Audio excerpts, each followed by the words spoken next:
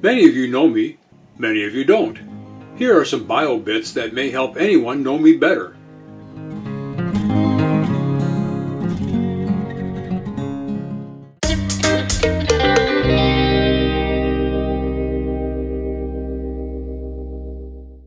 I was born in 1953 in Richfield, a suburb on the south side of Minneapolis.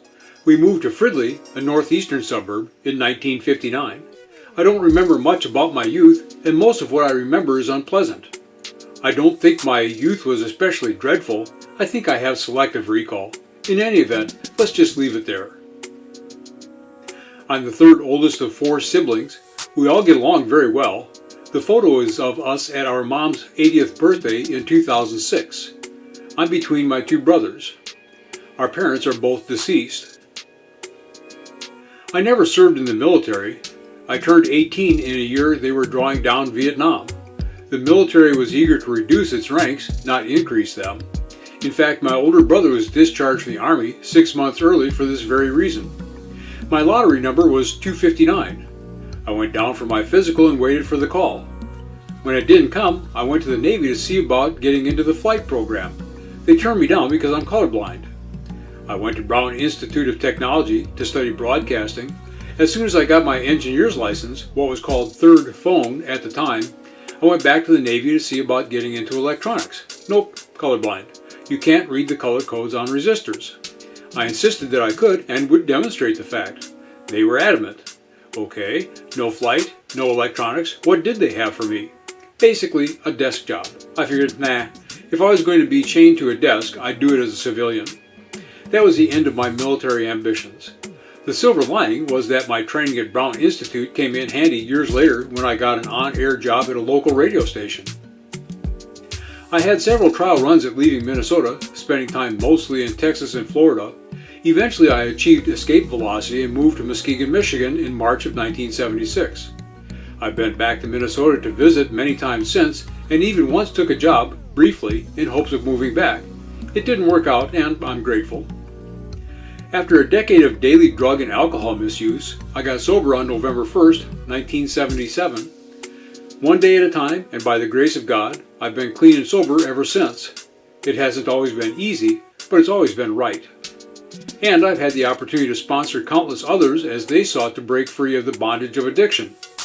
As a sponsor, I received joy and insight and occasional disappointment. I have only gratitude for those relationships. I married my wife, Julie, in 1979. She's also one of 4 siblings, one of whom is now deceased, as are both her parents. It was my first marriage and her second. She had a son, Jay, by her first marriage. We met when he was 2. I married a terrific woman with a terrific son from a terrific family. I started in retail when I was 13 years old. Both sides of my family were in the furniture business, and that's how I got my start. I spent 25 years in retail sales and management. Among the companies I worked for was the now defunct Service Merchandise. My assistant department manager at one location, I think his name was Dave, detested me. When he referred to me while speaking to our department manager, he called me that Ries character. Hence the title for this video. Thanks, Dave. Oh, and our department manager was Alan Bacon. Great guy, and I'd love to catch up with him. Last I heard, he was in ministry in the Indianapolis metro area. One of my retail management jobs required moving to Memphis, Tennessee. We lived there for 2.5 years in the early 80s. That's where I started writing professionally. That retail job ran out, as retail jobs from the 80s tended to do, and we moved back to Indiana and settled in Madison in 1986. We've been here ever since. I got my BA in English from Indiana University Southeast in May 1991. I was enrolled in Anoka Ramsey Community College in the autumn of 1972, the year I graduated high school. I was in the drafting program. I made it one semester before recovery from a nasty car crash over Christmas break kept me out of the next semester. It took me 25 years to return to college. I started writing full-time in 1991. I've been writing mostly for the construction industry since 1995. I do research and analysis and report the results.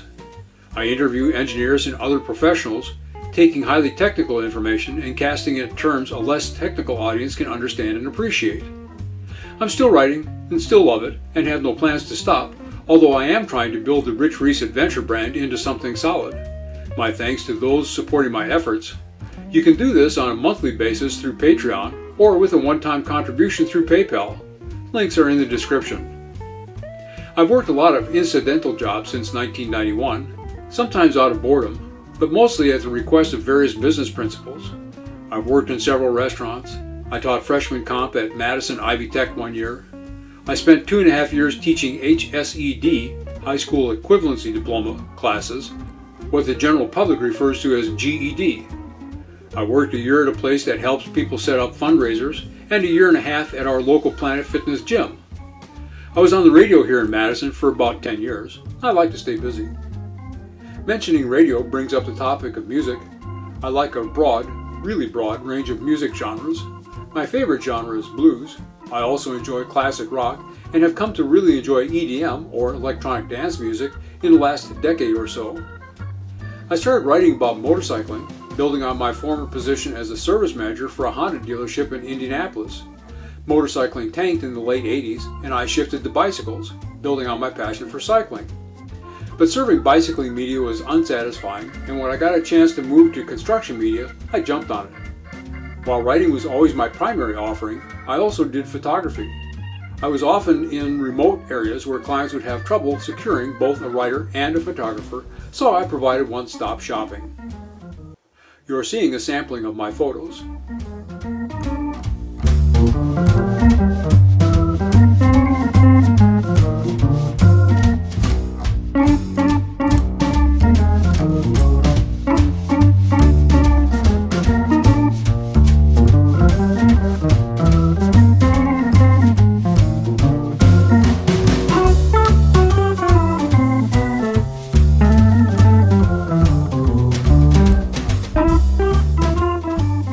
I've authored 2 books and co-authored another.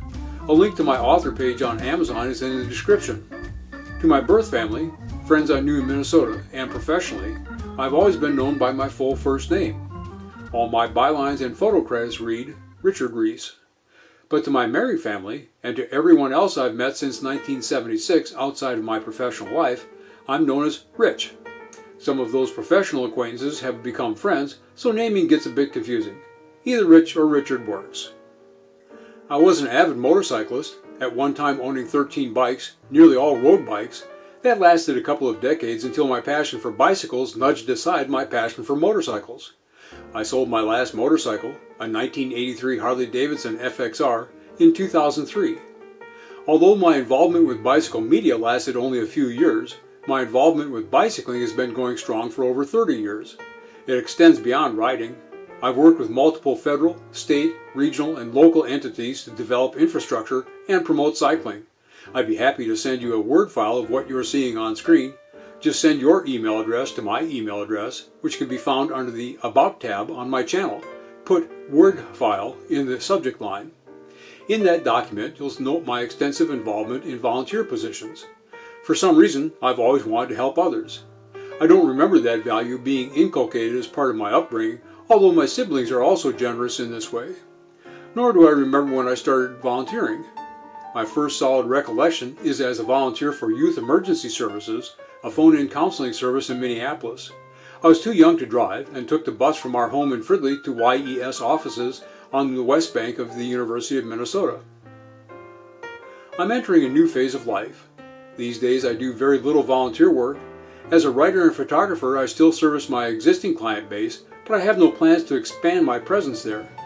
The media industry has changed in ways that I don't care to follow, and in ways that make someone of my experience and proficiency unnecessary, even undesirable.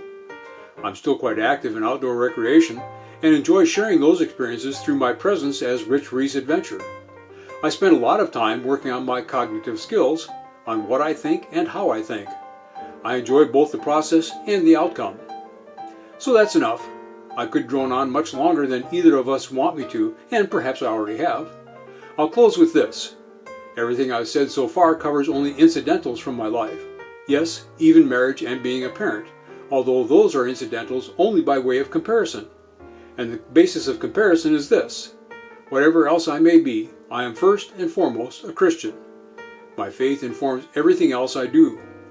I serve the Lord by serving others, whether as a husband, or a grandfather, or a friend, or employer, or volunteer, or neighbor, or whatever. Do I fail? Oh goodness, yes. But as they say in my other recovery program, we claim spiritual progress rather than spiritual perfection. Whatever my shortcomings, my objective every day is to be an agent of God's love and grace, never ceasing to thank and praise Him, never forgetting that the glory is His and His alone. Some of you doubtless just gagged. Some of you may appreciate that I included that bit, while many may prefer I'd left it out. But for you to truly understand who I am, I must say it and you must hear it. If you want to know more, I'll throw a couple of links in the description to my Ries Bible study presence on Facebook and YouTube. If you want to know less, too late. So that's it. As always, I welcome your comments and questions. At age 67, I'm nearer my departure from my earthly life than my arrival. I'm good with that, and I'm grateful to have you along for the adventure. I'm Ries, and I'll see you out there.